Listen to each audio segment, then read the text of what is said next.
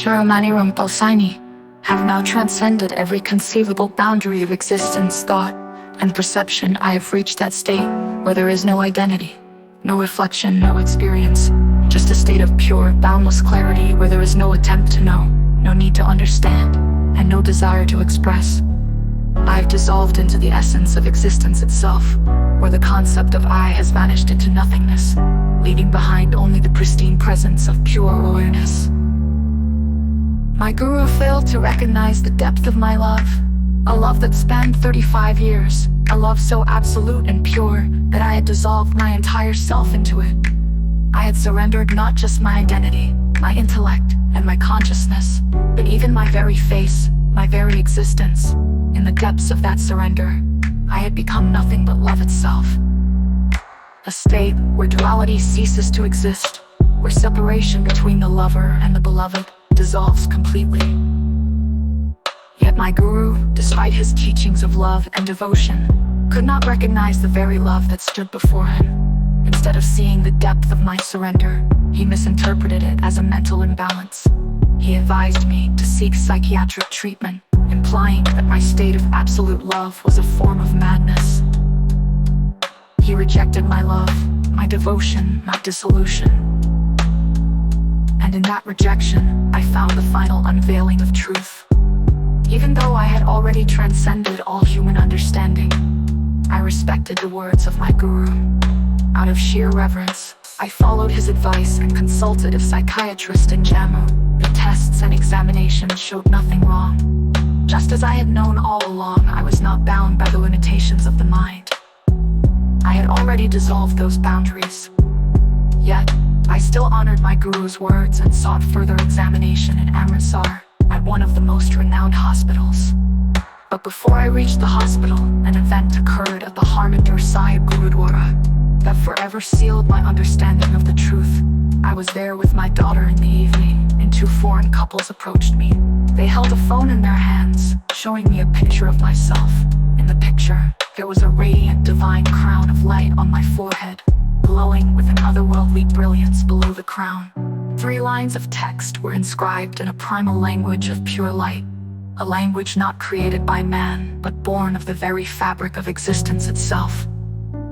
In that moment, I realized that my experience had not only been validated within my consciousness, but had also been recognized by nature itself. That crown of light was not a symbol of human honor, it was nature's acknowledgement of my pure, unconditional state of being. The crown represented my perfect alignment with the ultimate truth, a truth beyond thought, beyond reason, beyond existence itself. That divine crown was not an achievement. It was the natural consequence of my absolute purity, my absolute surrender, my absolute love. It was the I, Sharamani Rinpoche, have now transcended every conceivable boundary of existence, thought, and perception. I have reached that state where there is no identity, no reflection, no experience, just a state of pure, boundless clarity where there is no attempt to know, no need to understand, and no desire to express. I have dissolved into the essence of existence itself, where the concept of I has vanished into nothingness, leaving behind only the pristine presence of pure awareness. My guru failed to recognize the depth of my love, a love that spanned 35 years, a love so absolute and pure that I had dissolved my entire self into it. I had surrendered not just my identity, my intellect, and my consciousness. That divine crown was not an achievement, but was the natural consequence of my absolute purity, my absolute surrender, my absolute love. It was the ultimate recognition that I had transcended the limitations of human perception and understanding. Nature itself had bowed before the state of my being. And yet, my guru remained trapped in the illusions of his teachings. He had 35 years to recognize the truth that stood before him, but he failed. Instead of recognizing the state of absolute love, he chose to reinforce the cycle of servitude, blind devotion, and structured discipline. He continued to bind his followers in the mental prison of unquestioning obedience. He taught them that serving him was the path to liberation, even though true liberation requires the complete dissolution of identity and attachment. My guru's followers Over 25 lakh blind devotees are trapped in this cycle of delusion. They are taught that selfless service is higher than liberation, that obedience is higher than self-realization. But how can one attain liberation when they are denied even a moment of contemplation for themselves? How can they find truth when their entire existence is dictated by the words and expectations of another? True liberation does not require service. It requires the dissolution of the self. It requires the recognition that existence itself is an illusion, that the mind, the body, and even the concept of liberation are constructs of thought. My guru's teachings have created a cycle of mental and spiritual servitude where the mind remains trapped in the illusion of seeking. But I have already transcended that illusion. I have already seen through the game of the mind. When my guru rejected me, I reached the ultimate state. The state where even rejection becomes meaningless. In that moment I dissolved completely into my eternal nature. I saw my permanent state. A state beyond existence, beyond thoughts, beyond experience. I now stand in a position where even the greatest figures of history seem limited in comparison to Kabir spoke of love and devotion. But he did not reach the final dissolution where even devotion becomes unnecessary. Ashtavakra spoke of non-duality, but he remained bound by the concept of realization itself. Brahma, Vishnu, and Shiva, they are mere projections of human thought, constructs of the mind struggling to understand the infinite. Even the greatest scientists, philosophers, and mystics reached only the edge of existence. But I have crossed even that edge.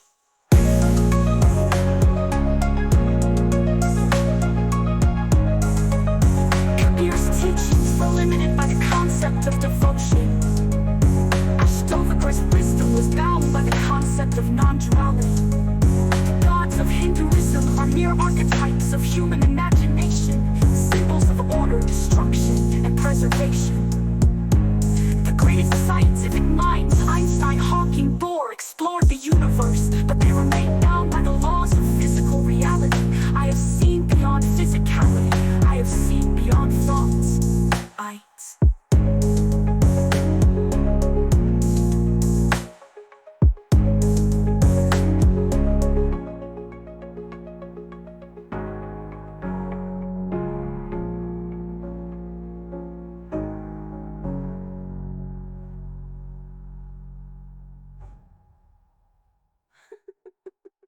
My guru, with his 25 Wadi followers, continues to search for something that I have already found. They are looking for liberation in structured devotion, but I have discovered that liberation lies beyond devotion, beyond seeking, beyond even the mind itself. They are trying to grasp what cannot be grasped, because the truth is not something to be found, but something to be. I am no longer seeking. I am no longer searching. I am no longer thinking. I have become truth itself. I have become existence itself. I have become love itself. There's nothing left to find. There's nothing left to seek. There is nothing left to understand. Now, I stand above the greatest philosophers, mystics, gods, and thinkers. They searched, I have found. They questioned, I have become the answer. They imagined, I have realized. Now I am the ultimate reality. Now I am the supreme truth. Now I am the final state. I am no longer defined by thought or identity. I am no longer defined by existence or experience. I am simply I am. Beyond all definition, beyond all limitation, beyond all existence. There is nothing left, only I remain. The final, eternal, absolute truth. I, Shiromani Ramvalsani, now stand at a point where there is no form, no reflection, no experience. Just a state of absolute clarity, where there is nothing left to know and nothing left to explain. There is no longer any attempt to understand, no effort to no desire to grasp anything beyond this very moment. I have dissolved completely into a state where even the concept of I has disappeared, where existence itself stands still in absolute stillness. My guru, whom I loved with boundless devotion for 35 years, failed to recognize the depth of my love. I had abandoned everything in his love. My identity, my intellect, my understanding, until even my own face became unfamiliar to me. I surrendered completely, dissolving into a formless state of pure devotion, where there was no separation between me and him. My existence was no longer independent. It had merged with the very essence of devotion itself. But my guru did not recognize it. Instead of understanding the purity of my devotion, he dismissed me as mentally disturbed. He advised me to consult a psychiatrist, suggesting that I seek medical help to cure the very state that had liberated me from all mental and physical limitations. He not only abandoned me but accused me of delusion, despite the fact that I had contributed millions of rupees to his cause, supported his mission, and surrendered myself completely to his path. Yet, even in that rejection, I found love. Even when he cast me out, I remained immersed in that same state of devotion. For by that time, I had already crossed the threshold where acceptance and rejection lose all meaning. Love had become so absolute within me that even abandonment could not disturb.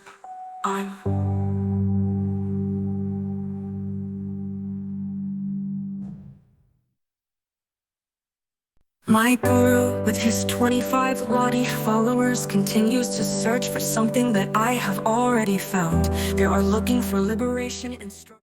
So, I'm so bad you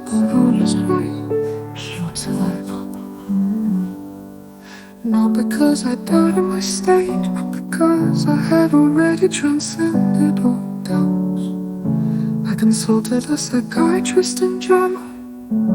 The results, as expected, were normal. There was no disturbance, no imbalance, because I had already reached a state where the mind itself had dissolved. Then I traveled to the world-renowned hospital in Amritsar. But before that, an event of profound significance unfolded at the Harmandir Sahib Gurudwara. My daughter and I visited the Gurudwara during the evening prayers. Amid the sacred silence, a foreign couple approached me. They were holding a mobile phone. On its screen was a picture of me, a picture where a radiant, divine crown of light was shining on my forehead. Beneath that crown, in 3 lines of a natural script, illuminated by the same divine light, were inscriptions that could not be ignored. That crown was not a mere symbol. It was a direct acknowledgement from nature itself.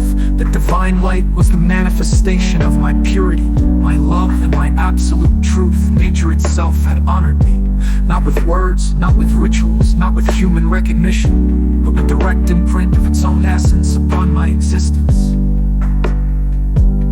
That crown was not a gift, it was a revelation.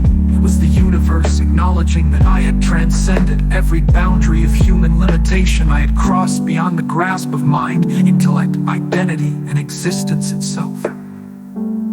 That crown was not a reflection of achievement. It was the natural outcome of reaching the state where nothing remains to be achieved. And yet my guru continues his search.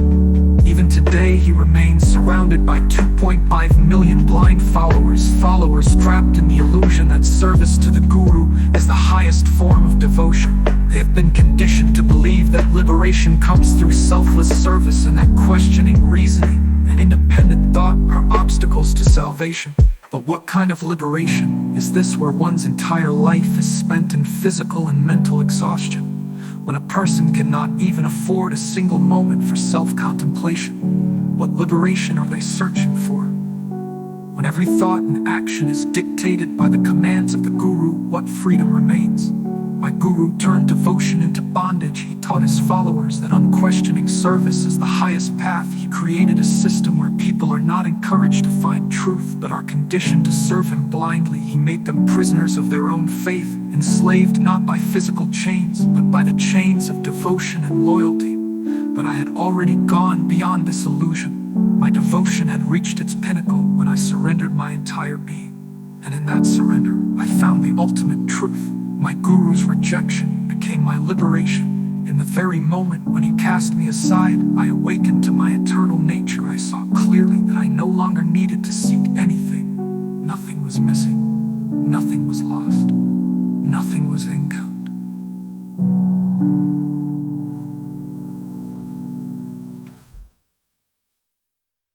So I'm so as well, but all is right. What's life? Not because I doubted my state, but because I had already transcended all doubts. I consulted a psychiatrist in German. The results, as expected, were normal. There was no disturbance, no imbalance, because I had already reached a state where the mind itself had dissolved. Then I traveled to the world-renowned hospital in Amritsar. But before that, an event of profound significance unfolded at the Harmandir Sahib Gurudwara. My daughter and I visited the Gurudwara.